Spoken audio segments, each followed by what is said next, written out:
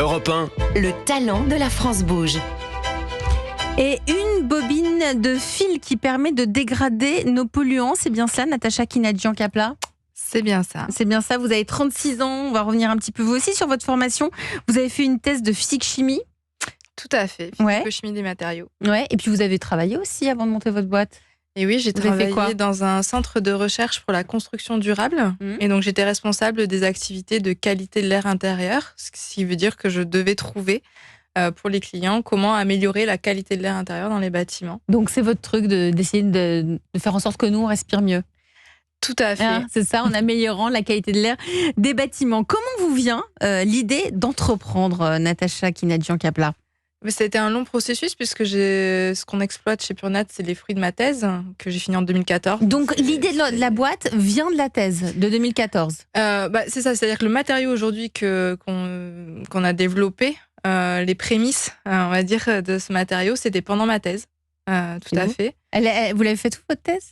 Alors je l'ai fait entre Bordeaux, le Canada et la Belgique. Formidable.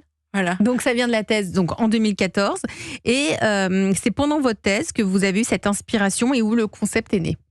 Voilà, donc c'est-à-dire que pendant ma thèse, j'ai fait pas mal de choses. À la base, je devais faire des cellules solaires avec ce matériau et puis un des composants, donc c'était ce fil.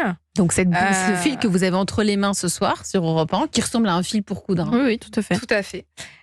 Et donc ce fil, en fait, avec le matériau qu'on mettait dedans, il permet en fait de détruire les polluants de l'air, puisque dedans il y a un agent en fait actif qu'on appelle un agent photocatalytique qui permet de détruire, de découper des polluants qui sont des grosses molécules en de toutes petites qui sont plus nocives puisque c'est du dioxyde de carbone et de l'eau. J'ai l'impression que c'est la science-fiction. Alors vous allez pitcher. En plus de ça, nous on a un attachement particulier à Purnat puisqu'on vient de Biarritz, on vient d'Anglet. On a fait notre émission mardi depuis Anglet et Purnat est né à Anglet.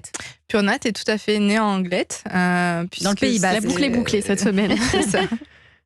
Formidable. Et bien vous allez pitcher maintenant. Purnat, c'est quoi ? Vous aussi, vous avez 1 minute, c'est à vous. Alors, Purnat, c'est avant tout une entreprise à mission.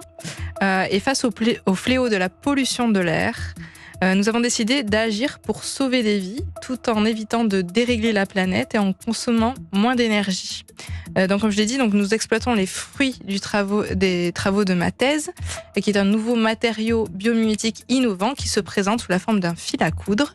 Et grâce à ce fil, on fait des textiles et des filtres, en fait, qui détruisent les pollutions de l'air plutôt que seulement les stopper. En fait, les polluants qu'on va détruire, ce sont les polluants chimiques, les solvants, les odeurs, les virus, les bactéries, donc tout ce qui est vraiment nocif pour notre santé. Et c'est une vraie alternative au filtre à charbon actif, et c'est une alternative bas carbone, puisqu'il ne se sature pas, ce qui signifie moins de consommation énergétique, moins de maintenance et moins de déchets. C'est une innovation qui peut se retrouver partout, donc pour l'air intérieur dans les bâtiments, pour les rejets industriels, mais également pour l'élimination des odeurs.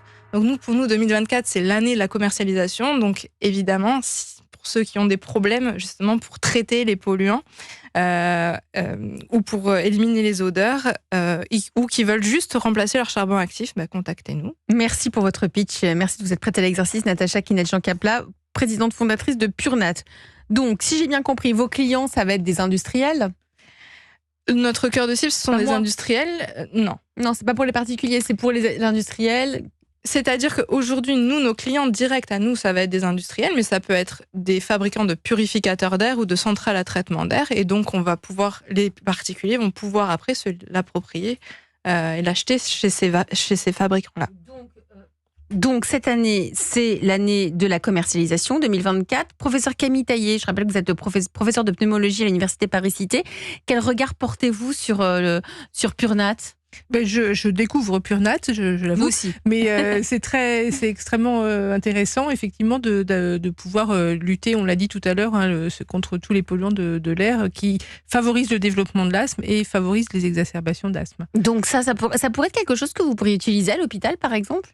Éventuellement, là, je suis intéressée d'entendre qu'il y a un effet sur les bactéries et les virus. On sait que la transmission infectieuse à l'hôpital, c'est un problème, les infections nosocomiales. Donc, peut-être que c'est quelque chose à quelque chose à creuser. faire ensemble. Et vous, Alexandra de la Fontaine, je rappelle que vous êtes la PDG, fondatrice de Ludocare. Quel regard portez-vous sur Purnat ? Vous êtes tous un peu dans le même univers, là. Moi, je trouve ça fou. Je trouve que c'est une belle promesse à venir. On le sait, on le disait, la qualité de l'air extérieur influe beaucoup sur la façon de gérer son asthme et toutes les maladies respiratoires. Nous, on envisage en effet de venir donner de l'information supplémentaire aux patients de ce côté-là. Mais je pense que déjà démarrer par les industriels, c'est une belle promesse en tout cas. Vous avez levé des fonds. Natacha Kinadjian-Kapla, je crois que vous avez un bel accompagnement de la part de l'ADEME. Tout à fait. L'ADEME a été notre premier financeur. Ça remonte à mi-2021.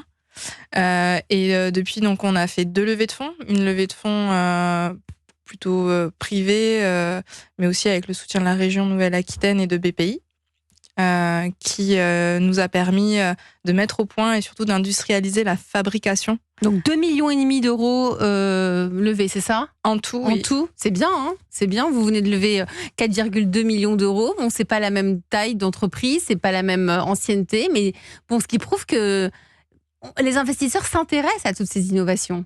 Alexandra ?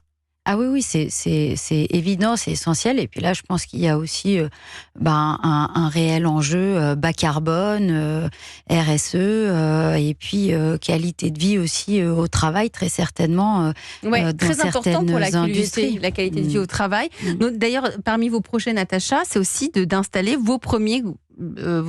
c'est quoi, ça va être votre innovation, votre technologie sur des chantiers industriels, dans le bâtiment par exemple. Tout à fait. Donc là, on a plusieurs projets qui sont en cours. Donc un sur la qualité de l'air intérieur, donc plutôt avec des purificateurs d'air, et aussi des chantiers directement sur les installations de rejet industriel.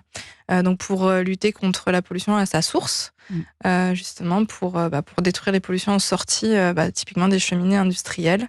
Vous êtes combien dans l'entreprise aujourd'hui ? Aujourd'hui, on est 8. Vous êtes 8. Vous avez déposé des brevets, j'espère bien. Oui, oui, on a... J'étais inquiète là d'un coup. Non, on a déposé un brevet début 2022 et il a été accepté. Donc cette année. Mais même dans les centres commerciaux, il n'y a pas que dans les chantiers industriels, dans tous ces endroits clos où on est, il peut y avoir des virus. Mais même les écoles, les bureaux, les entreprises. Partout. C'est pour ça que le champ d'application est très très varié. Aujourd'hui, par contre, la qualité de l'air intérieur, c'est quand même un peu l'oublié de la réglementation des bâtiments. Ce qui fait que... alors que c'est majeur. Ouais, alors que c'est majeur. Et donc, malheureusement, c'est pas là où on a le plus de demandes. Partout. Mais évidemment, à la base, moi, je viens de la qualité de l'air intérieur et c'est là où on aimerait avoir un vrai impact. Évidemment. Je rappelle un chiffre, mais l'air intérieur est quand même 5 à 10 fois plus pollué qu'en extérieur. Et ça, personne n'y pense jamais. Donc c'est hyper important, déjà chez soi, d'ouvrir les fenêtres au moins 15 minutes. Mais même en entreprise, on n'y pense pas souvent. Dans les écoles, c'est quand même indispensable.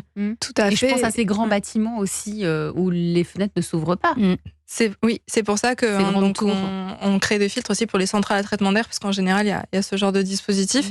Et on sait combien les clims sont très mal entretenus, pas souvent entretenus. Tout à fait. Et donc, c'est vraiment des filtres qui pourraient aussi s'intégrer dans des clims. Donc, c'est vraiment... En fait, l'avantage, c'est que comme c'est un fil, et donc un textile, c'est très flexible, en fait. Et donc, on peut imaginer beaucoup d'intégration. Vous fabriquez où ? Tout en France. Tout en France, à Anglet ? Alors, on a 2 sous-traitants, un plutôt dans le nord et un à Pau. Et nous, chez nous, on a la dernière étape de fabrication, parce qu'il y a plusieurs étapes. Et combien ça coûte ? Là, aujourd'hui, puisqu'on est au tout début, on est plutôt sur plusieurs centaines d'euros du mètre carré. Oui, 700, 800 800. Et... mais après, on verra dans le futur. Vous verrez dans le futur. En tout cas, c'est une très belle innovation française, encore une fois, ce soir sur Europe 1. Purnat, merci Natacha Kinadjian-Kapla. Vous restez autour de la table de la France Bourg.